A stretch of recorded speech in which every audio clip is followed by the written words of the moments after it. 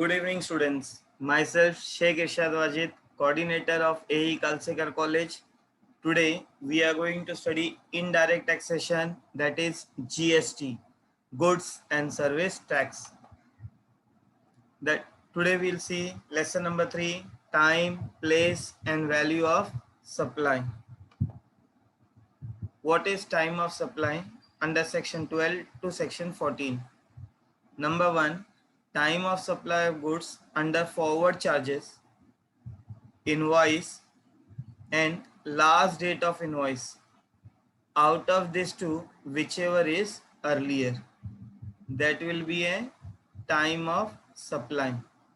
Means invoice and last date of invoice में compare करने का, ये दोनों डेट में जो डेट अर्लियर होगी वो अपने लिए क्या होगा? Time of supply. Time of supply of service under forwarding charges. Number 1, invoices within a time, that is 30 days or 45 days. कोई भी बिल 30 days के अंदर होगा तो date of invoice and payment received, ये दोनों में से whichever is earlier. Next, if invoice is not within the time के अंदर नहीं रहेगा तो date of completion and payment received date, ये दोनों डेट में whichever is earlier. If not A and B, then date of receipt should be shown in the book of account. जैसे A condition नहीं हो रही है, B कंडीशन नहीं हो रही है, तो क्या चेक करना है हमें? डेट ऑफ रिसिप्ट चेक करना है. Next, time of supply of goods under forwarding charges. Number 1, ध्यान से देखो. In case of goods, earlier of the following क्या है?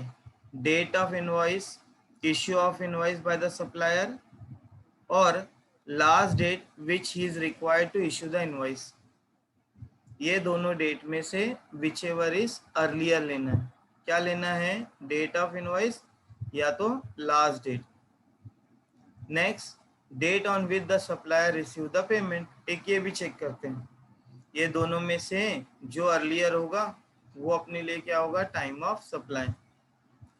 इन case of service, date of issue of invoice by the supplier if the invoice is received within the prescribed time.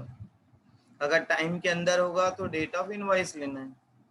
Date of provision of service if the issue is not issued within the prescribed time, अगर time के अंदर नहीं issued हुआ तो date of provision of service लेना है. Date on which the supplier receive the payment, एक ये भी चेक कर सकते हैं अपन. ओके, तो ये क्या हो जाएगा बेटा? इन केस ऑफ सर्विस हो जाएगा.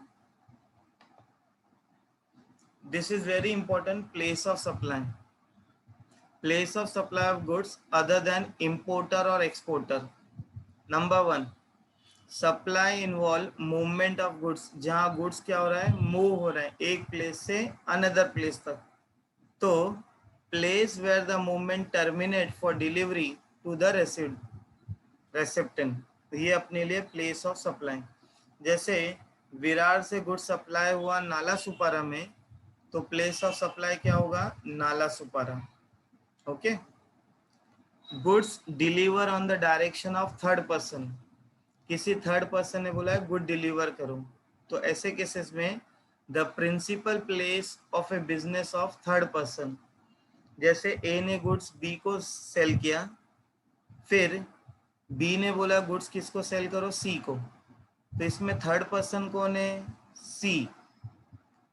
तो ए ने बी को गुड्स सोल्ड करने के बदले डायरेक्टली किसको सोल्ड किया? सी को, तो जो थर्ड पर्सन का प्लेस ऑफ बिजनेस रहेगा वही कंसीडर होगा. Next, supply does not involve the movement of goods, इसमें मूवमेंट नहीं है, तो location of goods at the time of delivery to the recipients. Okay, अभी जिसमें मूवमेंट नहीं है, गुड्स सपोज विरार में ही पड़ा है, तो लोकेशन कहाँ है बेटा? विरार में, तो वो अपने लिए होगा place of supply. Next, goods assembled और install at sites.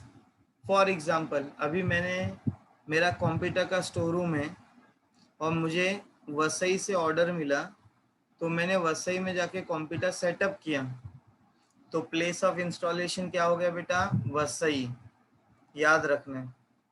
Goods supplied on A board, एक कन्वीनियंस। अभी गुड्स किसके ऊपर सप्लाई हुआ, सपोज एरोप्लेन पे, और यहाँ से गुड्स जा रहा है जापान।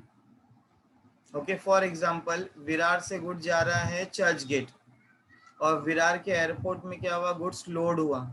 तो देखो प्लेस ऑफ सप्लाई क्या होगा, location where the goods are taken on the board. जिस टाइम, जो प्लेस पे, जो बोर्ड, जो एरोप्लेन पे जहां लोड हो रहा है, जैसे विरार में लोड हो रहा है, तो प्लेस ऑफ सप्लाई क्या होगा, Virar. Next, in any case place of supply shall be determine in such a manner has may be prescribed. अगर इसमें से कुछ हो नहीं रहा है तो it will be decide has the manner it is prescribed. Okay, now value of supply. Value of supply under section 15 is equals to supply made to unrelated person where the price is to be a sole consideration। इसमें क्या होगा, value क्या होता है बेटा, जितने price में हमने गुड्स क्या हुआ, परचेज किया, या बिजनेसमैन ने जितने प्राइस में गुड्स को क्या क्या सोल्ड किया, तो सबसे पहला कंसिडरेशन क्या है, price. Next, supply made to related person, supply where the price is not the sole consideration, supply is a notified supplied. इसके अंदर क्या होगा बेटा, value is determined under chapter 4 determination of value of supply of CGST। इसके लिए CGST का rule होता है। अगर हमने रिलेटेड पर्सन को सोल्ड किया जिसमें प्राइस इंपॉर्टेंट नहीं है, या जिसमें सप्लाई क्या हुआ, नोटिफाइड हुआ, तो ऐसे केसेस में जो भी प्राइस कैसे डिसाइड होता है, CGST के रूल में। अब अपने लिए इंपॉर्टेंट क्या है बेटा, इंकल्शंस एंड एक्सक्लूशन। इंक्लूशन में क्या क्या है, अंडर सेक्शन 15 सब सेक्शन 2 में टैक्सेस अदर देन GST। सबसे पहले प्राइस आएगा, दूसरा आएगा टैक्स, तीसरा आएगा थर्ड पार्टी पेमेंट, जो भी हमने थर्ड पार्टी को पे किया, चौथा आएगा incidental expenses including anything done by supplier in respect of supply till delivery of goods. Incidental expenses मतलब ट्रांसपोर्ट का एक्सपेंसेस, पैकिंग का expenses. Okay, next, subsidy include to the price of supply other than given to central and state government. इसमें subsidies भी क्या होगा बेटा, include होगा। Interest, late fees, penalty for delay in payment of consideration, ये भी charges हो जाता है बेटा। जो भी इंटरेस्ट है, लेट फीस है, पेनल्टी अगर देते अपन, अगर कंसिडरेशन टाइम पे पूरा नहीं कर पाए या सप्लाई नहीं कर पाए, तो उस वक्त हमें इंटरेस्ट एंड पेनल्टी फीस भी ऐड करना पड़ेगा। तो उससे क्या होगा, अपना वैल्यू ऑफ सप्लाई बढ़ेगा। ओके, एक्सक्लूजन क्या क्या इसके अंदर कट होते हैं, डिस्काउंट गिवन बिफोर और eight the time of supply, जो भी डिस्काउंट होगा वो इग्नोर। पोस्ट सप्लाई डिस्काउंट या इंसेंटिव्स, बाद में अगर सप्लाई डिस्काउंट दिए या इंसेंटिव दिए तो वो भी इग्नोर होगा। तो what is what most important, सबसे पहले tax, third party payment, incidental expenses, subsidies and interest and let fees, ये सब क्या होगा, इंक्लूड होगा। एक्सक्लूड क्या होगा, discount and post supply incentives. Thank you everybody. Please like and subscribe my channel so that you should get an update of latest notes puts on GST.